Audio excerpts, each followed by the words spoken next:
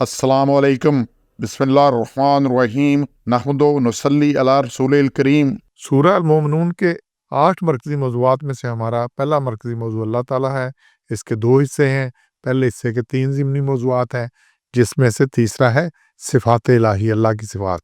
7 नुकात हैं जिस सूरत में से पहला नुक्ता है अल्लाह ताला सबसे बेहतर जगह उतारने वाला है, 29 नंबर में है। इससे जो पिछली आयत आ रही है 28 में, उसमें अल्लाह ने ज़िक्र किया है जब तुम कश्ती में सवार होते हो तुम और तुम्हारे साथी, तो फिर तमाम तारीफ़ें अल्लाह के लिए जिसने हमें निजात दी उस वक़्त। तो ये सारी बात तो कश्ती में सवारी की बात आई है। अल्लाह ने कहा है उसका नसीहत की है जब और तुम्हारे साथी सारे कश्ती में बैठ जाओ तो फिर अल्लाह की तारीफ़ बयान करो। कुल अल्हम्दुलिल्लाहिल्लज़ी नज्जाना, जिसने हमें निजात दी ज़ालिमों से, ये निकल गए जो ज़ालिमों से जो निकल गए। तो इसमें फिर आगे इसी में है कि साथ ही कश्ती में उसमें दुआ अल्लाह ने सिखाई है, वकुर रब्बी अंज़िलनी, फिर मुझे उतार ऐसी जगह पे जो मुबारक जगह हो, तो बेहतरीन उतारने वाला है। तो ये कश्ती में बैठते वक़्त उस दुआ है, क्योंकि कश्ती कहीं भी रास्ते में समुद्र में फँस जाए, ख़राब हो जाए, इंजन ख़राब हो जाए, कुछ हो जाए, जो भी मसला है, तो ये ऐसी जगह ना मैं उतरूँ जहाँ पे पानी और मसले हो, दलदल हो, कुछ और हो, तो दुआ है कि अल्लाह ताला ऐसे उतारे। और फिर इसी में आम सवारी पे बैठने की जो दुआ है, ये सूरह ज़ुख़रुफ़ में 43 नंबर, उसकी आयत 13-14 में सुब्हानल्लज़ी सख़्ख़र लना हाज़ा व मा कुन्ना लहू मुक़रिनीन व इन्ना अला रब्बिना लमुनक़लिबून। तो ये सवारी की दुआ है। और फिर इसी में भी ये दुआ साथ शामिल कर लें कि जहाँ भी उतरूँ, कश्ती अगर कोई चीज़ वो ऐसी जगह हो जो कि बड़ी बेहतरीन हो। इसके बाद दूसरा है जी, रब का अजर सबसे बेहतर है 72 में से, और सबसे बेहतर रोज़ी देने वाला अल्लाह ताला ही है। तो यहाँ पे इसमें आ रहा है कि ये तुमसे मांगते हैं अजर, तुम्हारा रब का अजर सबसे बेहतर है और वहु खैरुर राज़िकीन। तो नबी सल्लल्लाहु अलैहि वसल्लम को कहा गया कि इनसे अजर तो नहीं मांगते, ये तुम्हारी बात क्यों नहीं सुनते, बाकी सारा कोई ना, क्या इनसे अजर मांगते हैं? तो हर नबी ने यही बात की है कि मैं तुमसे इसका कोई मुआवजा नहीं मांगता, अल्लाह ही रिज़्क देने वाला है। और इससे कुरान सब अंबिया ने अपनी कौमों को यही कहा है। और इसीलिए दीन के काम में अजर अल्लाह से लेना है, अल्लाह से। जिसने दुनिया में मुआवजा ले लिया दीन के काम का, पढ़ने पढ़ाने का, बाकी चीज़ों का, अल्लाह उसको देने का है नहीं कि क्योंकि ये अल्लाह के लिए काम है, सारा काम अल्लाह के लिए, तो फिर अल्लाह अजर देगा। हज़रत नूह ने यही कहा, हज़रत हूद ने ये कहा, ये सूरह हूद की आयत 29 में हज़रत नूह की दुआ है, कौम से कहा मैं तुमसे कोई अजर नहीं मांगता इसका। हज़रत हूद ने आयत 51 है सूरह हूद की, ये सब बाकी अंबिया का भी है कि मैं तुमसे किसी अजर का इसमें मुतमन्नी नहीं हूँ। तो दीन के काम में दीन खालिस अल्लाह के लिए करना है। चौथा नुक्ता है जी, कायनात की हर चीज़ और अर्श अज़ीम करीम का रब सिर्फ अल्लाह ताला है। और ये 84, 85, 86, 116 में आ रहा है। इसमें अल्लाह ताला मुख्तलिफ सवालात हैं कि पूछते हैं कि ज़मीन और जो कुछ है इसमें तुम कौन, अगर तुम जानते हो कि कौन है इसका मालिक, किसके लिए ये सारा कुछ, तो ज़रूर कहेंगे कौन है, अल्लाह। सयक़ूलूना लिल्लाह, ये सब अल्लाह के लिए है। और आप फरमा दें फिर गौर क्यों नहीं करते? और फिर अगला सवाल है, आप सल्लल्लाहु अलैहि वसल्लम फरमा दें, पूछें इनसे कौन है 7 आसमानों का रब और अज़ीम का रब, तो ज़रूर कहेंगे अल्लाह है।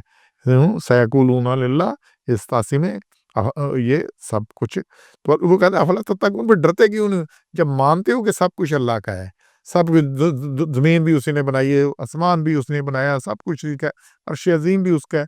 तो ज़मीन, कायनात, बाकी सब कुछ का मालिक मुख्तार अल्लाह को मानने के बावजूद और मबूद गढ़ रखे हैं और उन्हें तसर्रुफ़ और इख्तियार में शरीक कर रखा है।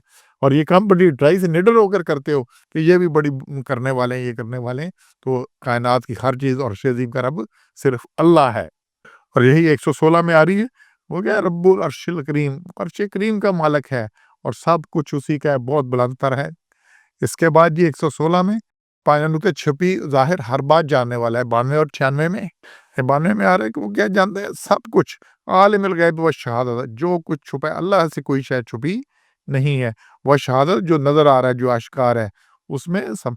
और फिर जो भी तुम शरीक, अल्लाह सब कुछ जानता है। अगर कोई इलाह होता जो तुम शरीक बनाए हुए, ये फलाना ये करता है, फलाना ये करता है, फलाना बिगड़ी बनाता है, तो अगर कोई इलाह होता तो अल्लाह के इल्म में ज़रूर होता। अल्लाह से कोई बात पोशीदा नहीं। अल्लाह को आगे का, पीछे का, ज़ाहिर का, बातिन का सब कुछ पता है। और फिर 96 में क्या है, नहनु अअलम बिमा यसिफून, जो तुम बयान करते हो अल्लाह खूब जानता है सबको बातों को।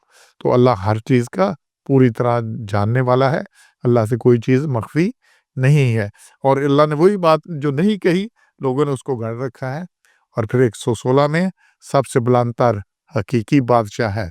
इस एक आयत को देखें, बड़ा कुछ होता है, अल्लाहुल मलिकुल हक ला इलाहा इल्ला हु, وہ تو بہت بلند تر ہے، اللہ حقیقی بادشاہ ہے، اس کے سوا کوئی معبود نہیں، اور رب العرش الکریم عرش کا مالک ہے۔ کوئی ہے جو عرش پہ جا سکے، عرش کا مالک ہو، کسی کا حصہ ہو، کوئی کچھ ہو، کوئی اس کی پہنچ ہو، کچھ کر سکتا ہو؟ تو کسی کا کوئی نہیں، یہ اللہ ہی اللہ ہے، صرف ایک اللہ ہے۔ تو اس لیے اللہ بہت بلند تر ہے۔ اس لیے قرآن میں بار بار ہے ما قدر اللہ حق قدر ہی، لوگوں نے اللہ کی قدر ہی نہیں کی، اللہ کو سمجھا ہی نہیں کہ اللہ کیا چیز ہے۔ اللہ اکبر دن میں کئی دفعہ سننے کہنے کے باوجود پھر بھی نہیں سمجھا، اوروں کو شامل کیا ہوا ہے۔ اور پھر 118 میں بہترین رحم کرنے والا ہے، کیا ہے؟ وَقُلْ رَبِّ اغْفِرْ وَارْحَمْ وَأَنْتَ خَيْرُ الرَّاحِمِينَ، وہ سب سے بہترین رحم کرنے والا ہے، اس لیے اس سے دعا ہے کہ ہمیں معاف کر دے، بخش دے، کیونکہ خیر الراحمین ہے، وہ سب سے بہترین معاف کرنے والا ہے۔ تو اس لیے ہر وقت اللہ سے مغفرت کی دعا مانگنی چاہیے، رحمت کی دعا مانگنی چاہیے، جتنا کچھ ہے۔ سورہ نوح میں ہے، انہوں نے کہا جی استغفار کرو، قوم سے استغفار کرو، اللہ پھر بارشوں سے مدد کرے گا، بیٹوں سے مدد کرے گا، باقی مال و اسباب دے گا۔ تو جتنا کچھ کیا ہے اللہ نے، قرآن نے بھی یہی کہا کہ ساری جب فتح ہو گیا، فوجیں آ گئی، تو کیا کرو؟ استغفار کرو۔